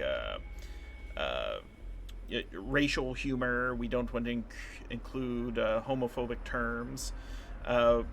We don't want to portray abuse against children or animals, though that content has been removed from our game. But we talk about procedures and guidelines we can set up to handle this over the course of play. So in the game we promise to, and these are community guidelines implicit in the community, separate from game rules. So this is extra in addition to game rules. So we're going to establish some limits ahead of time. We're going to talk about issues if they arise over play. We're not going to argue with someone to give in to their limits. We're not going to try to assign blame, and we're going to agree to use some safety techniques. And it's all about communication, attitude, and interpersonal skills. Then I give a Ron Edwards quote, an Avery Adler quote, where we talk about how this is case, person, issue, and game dependent. And then we refer to things that are traditionally called lines and veils as out of bounds and off camera. That is easier for most of the people I play with to understand. It's less ambiguous because this is out of bounds. These fictional elements are out of bounds. This one, it's got to take place off camera. So the next thing that we're going to do is we're going to copy this link. And the reason we do this is I just want my players to be comfortable at the table. So we're going to add this here. We're going to apply that.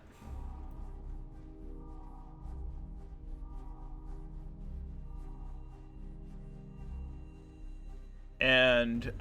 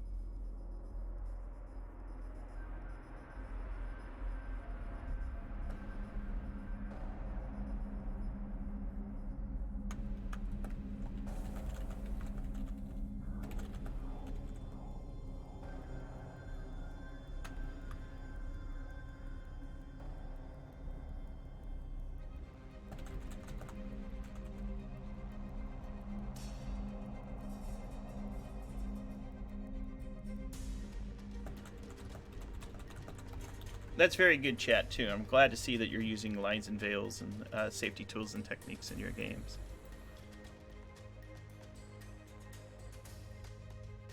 So I am going to copy this link.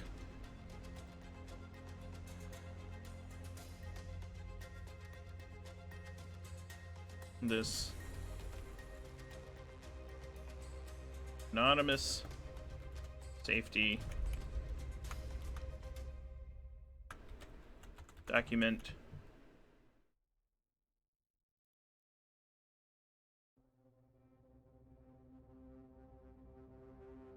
Apply. B. Control B. Make this bold.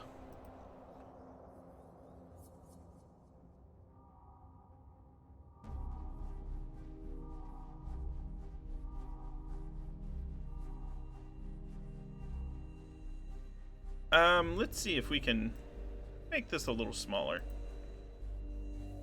Maybe heading 4. Cool. My boss at work would be like, please make a table of contents for this document, Grant. It's more than 1 page. So this is what we've done. So I'm trying to help them feel comfortable at the game. You know, just give them a couple of guidelines. Clean it up a little bit. Space this out slightly so it's not so squished.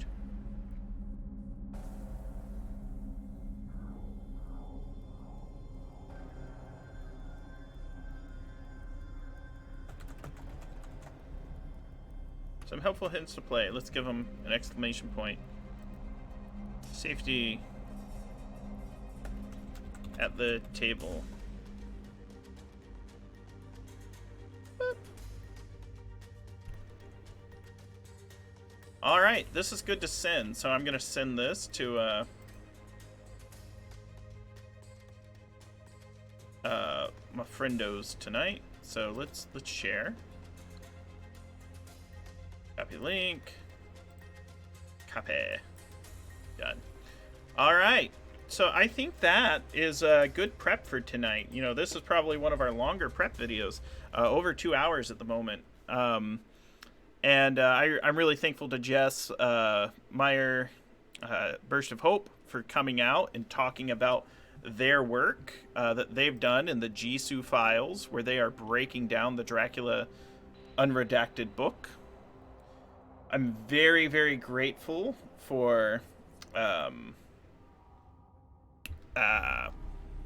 I'm very grateful for our guest stars that are coming out on Saturday's game. We're going to have DM Steve from the Asians Represent podcast, and we're going to have GoJG, Just G from Twitch and Twitter, who's a wonderful game designer and a good player. Most likely, yes. So I'd like to get every player to show up on prep streams. I'd been talking with Jess about the importance of coming to the prep streams. And as they had put together the Jisoo files, I think it's a good way, especially when a sessions is, or rather a campaign is as improvisational and reliant on player participation as this one. Having them join for the prep streams is very helpful. So, I'm gonna fire off this document to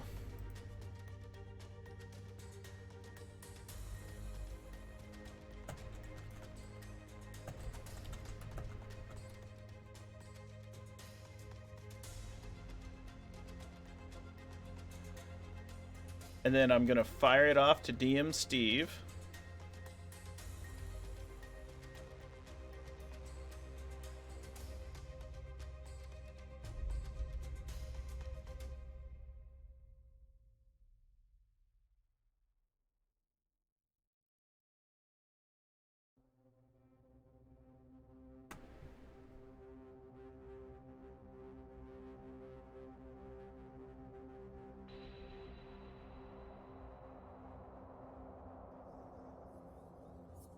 And I think that's where we're going to end tonight. Thank you all so much for coming out and watching. We will be playing the game on Saturday at 5 p.m. Eastern. I'd like to give a shout out to my cast, Pro Restarter, Sharong, Lily, Jess, and our 2 guest stars, Other Jess and DM Steve, who are going to come out. This campaign is sponsored by Pelgrane Press, who has been generous in donating to help fund the stream, and by giving us music that we can use licensed. And we're thankful for the soundtrack, Justin Mears, to add to and enhance our stream. Let me fix that typo in chat. And of course, this game system is Knights Black Agents. It's by Kenneth Haidt and published through Pelgrane Press. Currently, we have voucher codes that are good till August 31st. You can use these voucher codes to get 20% off any of Knights Black Agents projects specifically tied to the Dracula Dossier campaign, but it works with other player supplements such as Double Tap, etc. So that's the one thing we didn't talk about in this prep. One of my players is going to respec their character to include some of this additional content, and so do check out the Double Tap expansion for more player options. And let me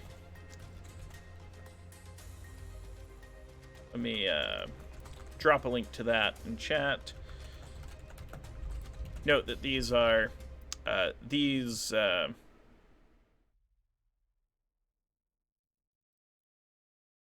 interesting.